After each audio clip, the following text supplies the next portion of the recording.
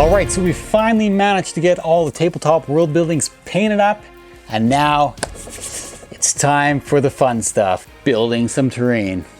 Hey everyone, my name is Neil, and this is Real Terrain Hobbies.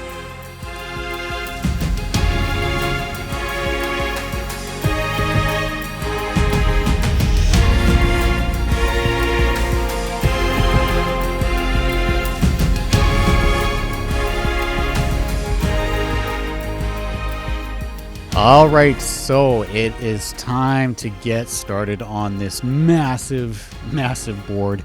So we're going back in time here. Brent has not arrived yet, and these buildings are still unpainted in the beginning stages here. So what I ended up doing was getting a layout kind of figured out. I sort of had this plan beforehand, but now it's now that the buildings are in my hands, it's time to really get this thing figured out. All right guys, so I'm in the middle of planning this board out. I got everything laid out here. I've got my wall, city wall, so I know where my city's gonna be.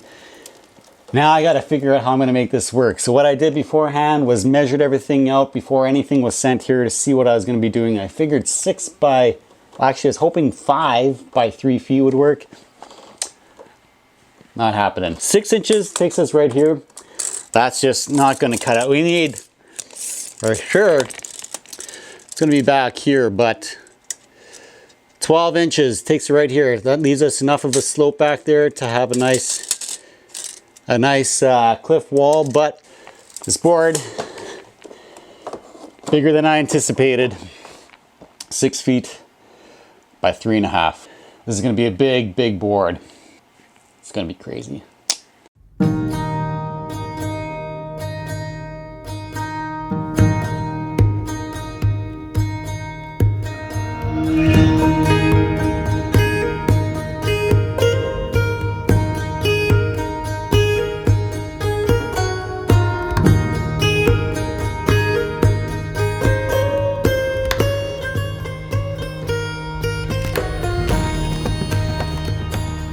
Alright, so for this project I am going with some standard styrofoam that I just picked up from my local hardware store here. This stuff is 1.5 inches for about 36 mil, and it is 4 feet long. So I'm cutting these sections down into 3 foot lengths and using those 1 foot squares later on as well. I got a couple extra here that have to be trimmed down a little bit more. Now, to fit all this styrofoam together as a good solid base, we're going to need a structure here to hold this all together. And for that, I'm using MDF particle board and solidified with a border of thicker MDF board. I believe this is 5/8 thick by roughly 2 inches. And so I'm going to fasten that together, screw things, glue it all, and this is going to create a really nice solid base. Now, I went with MDF here as opposed to, say, pine or some other hardwood, just to prevent things from kind of warping down in the future. I suppose if you wanted to use pine or whatever, you could. You just need to seal it up really nicely with varnish. But this is going to work just as well. So all I'm doing here is nailing this base to the frame. I'm gluing it as well, so I use just a regular carpenter's glue. And now for the styrofoam itself, we're going to go with my good old PL Premium go-to. This stuff is great. It doesn't shrink. It doesn't eat styrofoam, and it's the perfect solution for this project. So you did notice that I marked out the X where these slats, these cross sections are going to be going. That is just not to have any glue there, so we can later come in, cut out that section in the styrofoam and put those cross sections in. I figured it was an easier way to do it this way rather than putting these slats in first and trying to cut the perfect angles on the styrofoam. This seemed just like a quicker and easier way for me to do it. And it seemed to work out pretty well. And just for some added security and rigidity, I did add the PL Premium along the base of those boards just to really solidify everything and to prevent any future movement on those pieces. All right, so when starting a big project like this, you're gonna need a really solid base. So now what I'm getting on to next here is actually building up the hill here. So this thing is gonna be quite high, and we're gonna be coming down there. Sort of the main city will be up here. The land will still be kind of up on a hill there, and it'll slope down into the valley, and then the river is coming through here. So with the frame here, it's gonna give us a bit of difficulty with the river, because the river has to go through the framing, and to do that, we gotta notch this out. I had the foresight, well, I didn't have the foresight to do it on this piece, and then on my second one, I was like, oh, I better notch these out. All right, so I got everything laid out here as far as the styrofoam. This is kind of the first step. You just want to block things out, lay it all out and test. Just make sure everything is going to work for you. I did already put all my buildings up on here. The walls are going to come across here, cut across right here. So obviously we're a little bit short on styrofoam. And the town gate is going to sit right out about here, that far out onto this section here. So we do need some more styrofoam. I do have these products to test out. This is from Hot Wire Foam Factory. They sent me these glues. They also sent a bunch of their tools, the hot wire cutting tools. So yeah, let's get to gluing this together. I'm gonna make a run to the hardware store right away to pick up some more styrofoam and that tool for notching out the wood here. And then we'll see how these tools work for us.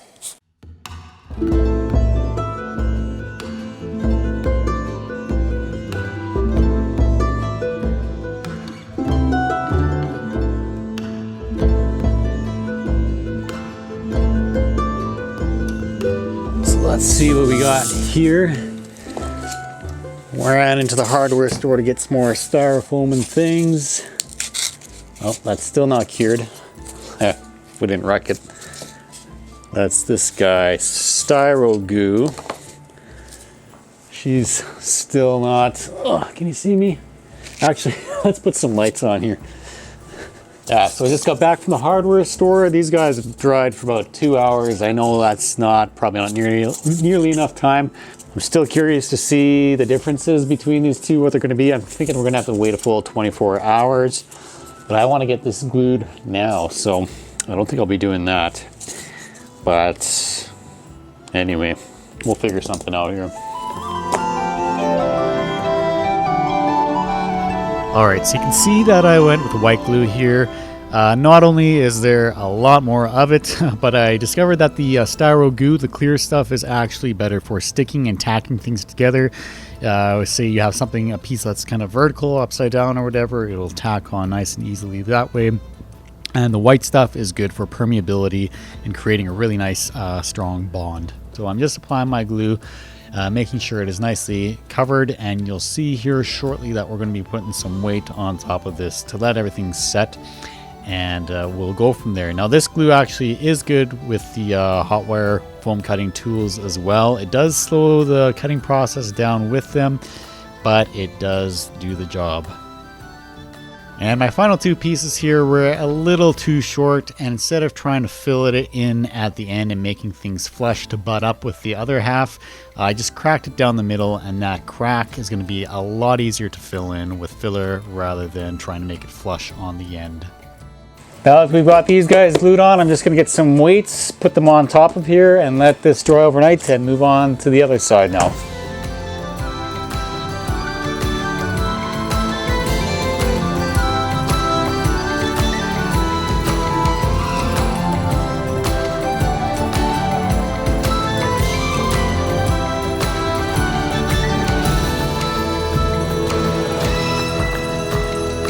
So I left the glue to dry overnight, and it still appears to be wet. It's been drying probably just over 8 hours, 9 hours maybe.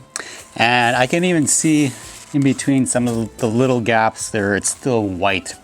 And this stuff dries clear.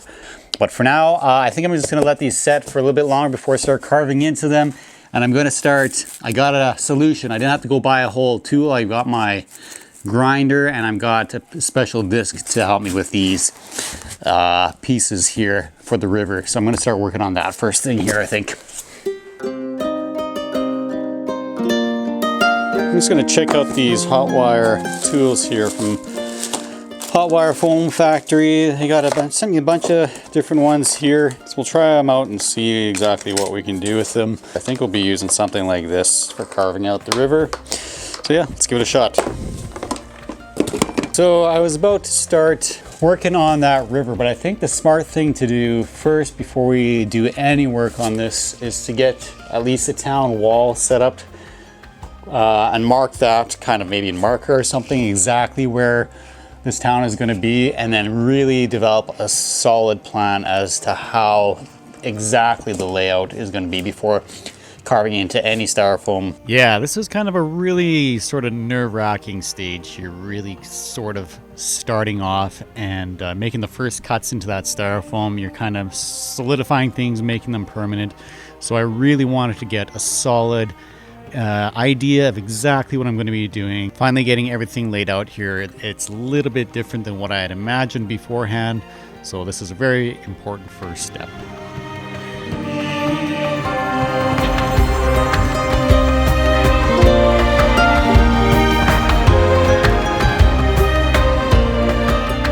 So I think where I'm going to start off is by drawing in the river and the main highway, the road. Let's put the water mill down here too, so we know exactly how it's going to go. So it's going to be tucked in. This will be the steepest part of the cliffs. Maybe the cliffs will come out to it a little bit. And I want the path to kind of come out and maybe continue on the river a little bit, just to show that it's going that way. Okay, so I've got all my paths and the hills and everything marked out now. So now I'm realizing that I got way too much styrofoam here built up. I was doing that just to be safe, to be cautious, and now I realize we got a ton of it to take out. So I'm gonna try out these Hot Wire Foam Factory tools, see how they are. They're definitely a lot lighter. They feel a lot cheaper than the Proxons, but we'll see what kind of job they can do. Cutting very nicely, very smooth. They're definitely doing a good job here. Okay, I'm gonna throw my mask on just to play it safe. These fumes are, from what I understand, mostly harmless, but better safe than sorry. Over the years, these things can build up in your system too, so whatever, we'll play it safe here.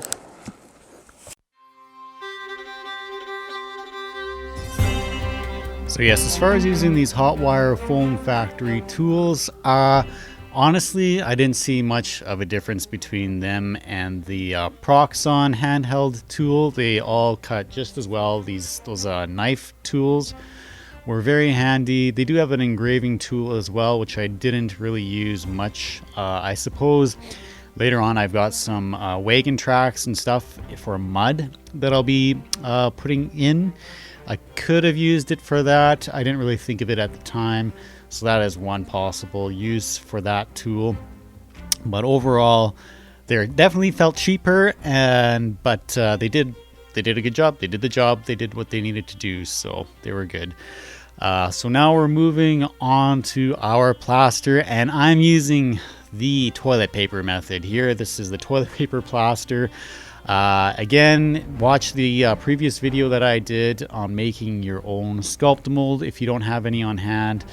Toilet paper is in a major shortage now, so maybe don't use this method and just buy some Sculptamold or else Luke's modeling compound from Geek Gaming. So yes, this is the real fun part, and let's get to it.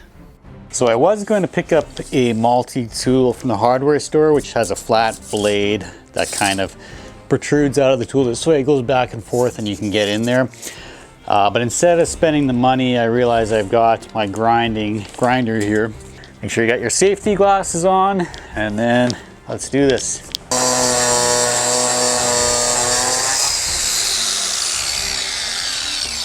Yeah, it worked out pretty good actually. Just got to be careful. There's no burn marks or anything on the wood. Sometimes it can just heat the wood up. But yeah, it looks good.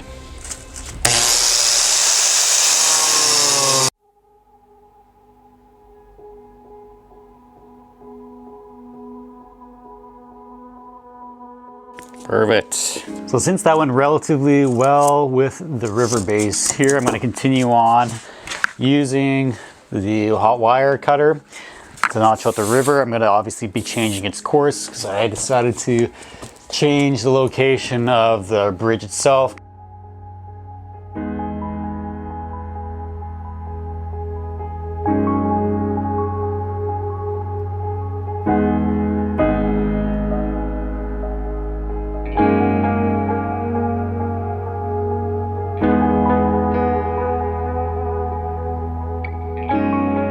Okay, so we're back over here with this cliff section. So this has been really bugging me. I had plans with this water mill here to actually be back in here. Problem is, you end up with incredibly steep cliffs, so it's really hard to make them look natural and nice and proper.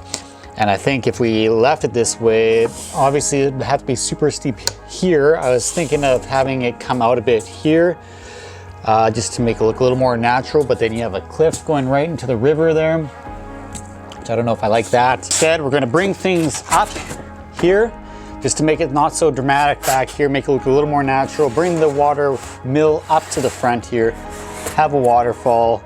River can go off to the side, and then we can build these cliffs out more and make it look a lot more natural. I think that's what we got to do here. Change up the plans a little bit, which is totally fine. That's the way these projects go. Otherwise, I would not have been happy with these cliffs. I was trying to rack my brain about how to make it work, and I don't think that would work at all if we had this thing way back here. So that's the new plan.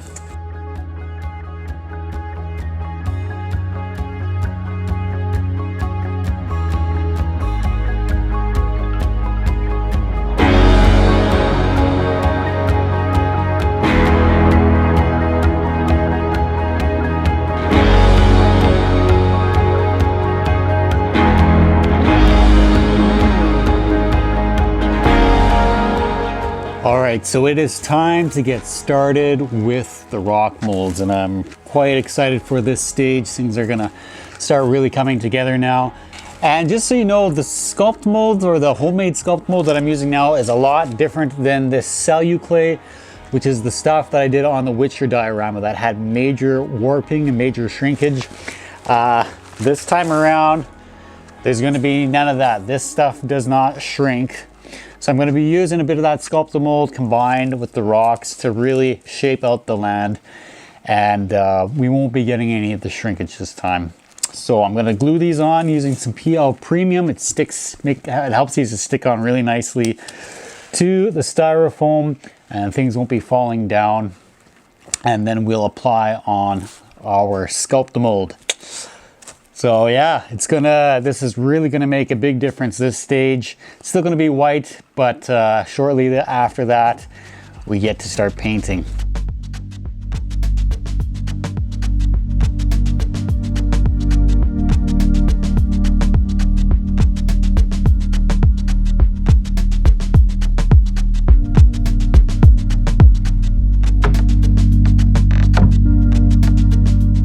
Okay, so we've got the first bit of sculpting work done on here.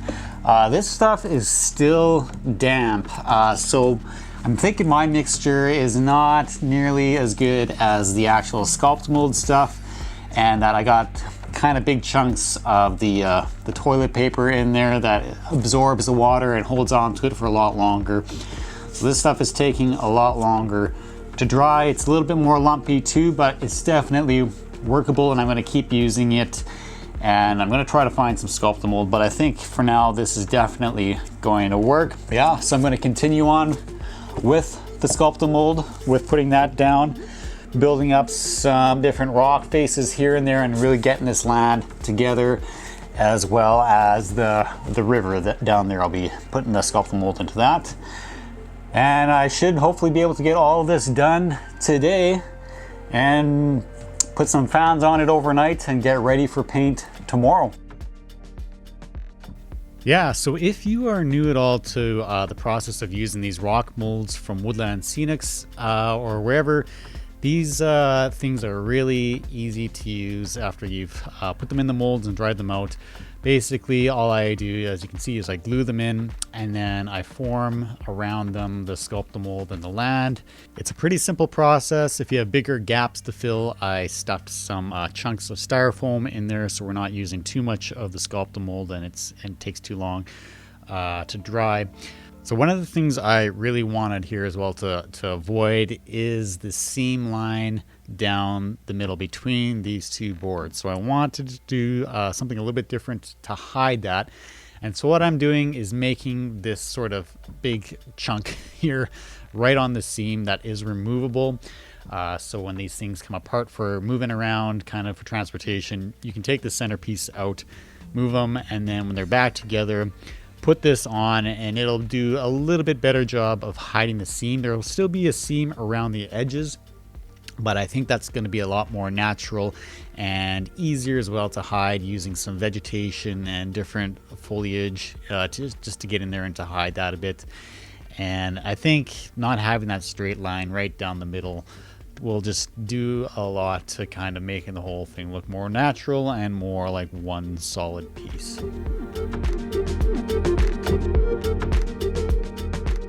So we are going to have a section of some steeper cliffs. That's right where the watermill is going to go. But again, it's just a matter of gluing the pieces on the rock molds and then adding in your Sculptamold around that just to blend things in really nice and easily. And we can see things are really starting to come together here. This is turning out really nice. It's kind of cool to see things kind of turn out. I have a bit of a picture in my head beforehand what they'll look like, but it sort of just starts to take shape in front of your eyes, and it's really neat to see all of that come together.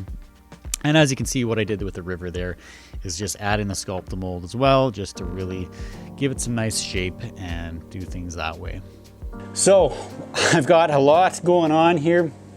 I got most of the section done behind the watermill over there, and I'm really happy with how that turned out. I've got right where that seam is there, I'm going to be making a big piece to kind of fit over top of the seam so I don't have a straight line right down the middle. I want to hide that because I really don't like seams, and it will be kind of irregular shaped from the rock molds and whatever.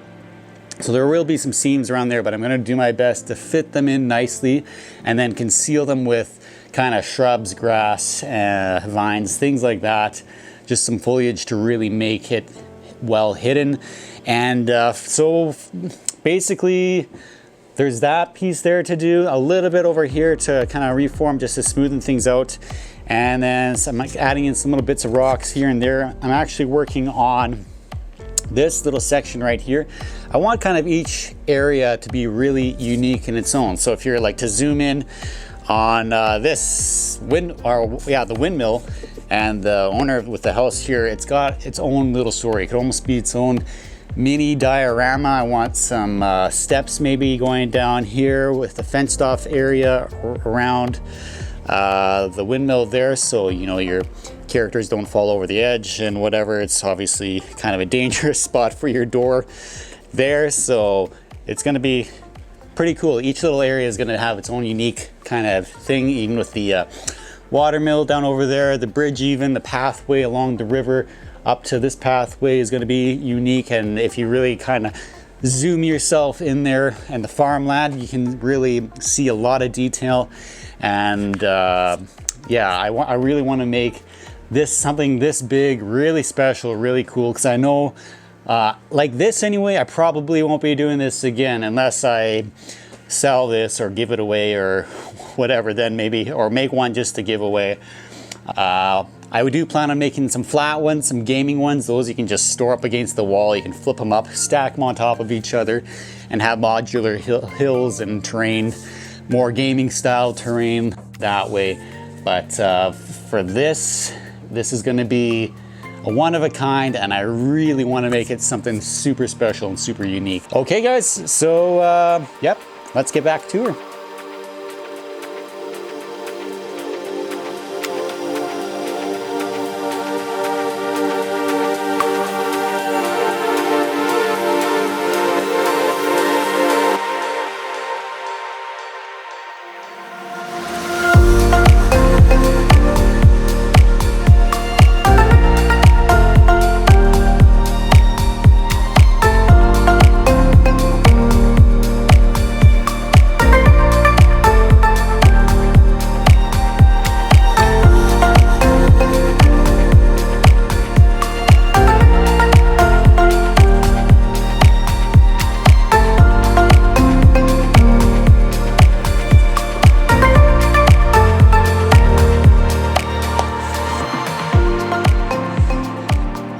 So here's where we're at now. We managed to get the two big massive bases built. Both of those guys built. Got all our styrofoam put on, glued on, fastened on.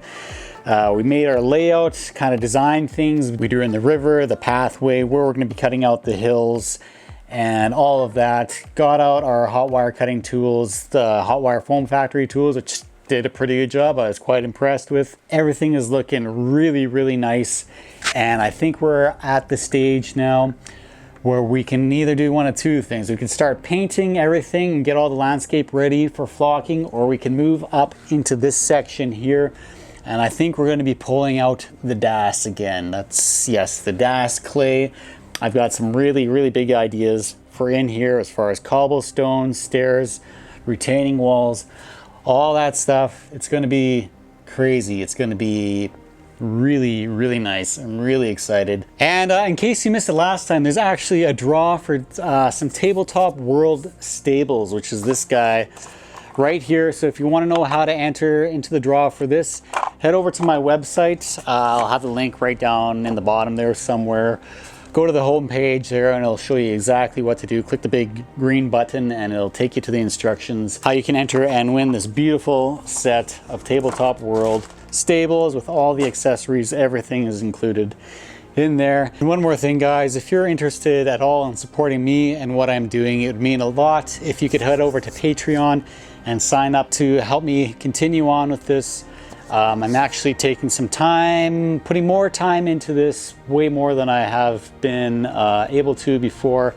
And it would just mean so much if you guys could help support me in doing that. This is actually my third video in about 3-4-ish weeks, somewhere in there. That's crazy. For me, that's nuts. I've been just busting my butt trying to get more and more of this out to you. So if you are interested in helping the channel out, that would be huge for you to go over there, sign up. And not only that, when you sign up on there, you'll actually be put into more draws for the Tabletop World stables right here. That's one of the perks that you get for this. All right, guys, so we're working hard here. I'm gonna try to get this next video out as fast as I can. I'm hoping for about a week, maybe a week and a half here again for this next one. And we're gonna hammer this board out, and this thing is gonna be incredible once we see it all said and done. All right, so thanks for joining me on this massive undertaking, and I'll be seeing you on the next one.